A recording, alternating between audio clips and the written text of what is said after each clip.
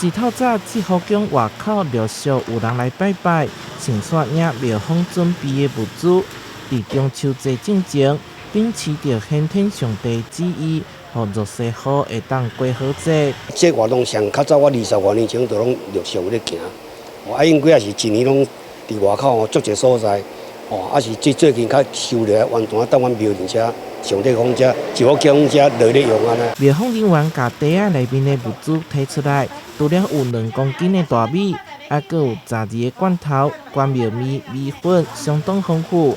预计有112户受惠。帮上帝讲做一寡即个，即个百姓安尼，较过年节安尼啦。这间庙有将近300档的历史，是当地重要的信用中心，嘛致力伫传统文化的传承，趁着这日帮助弱势，互社会充满温暖。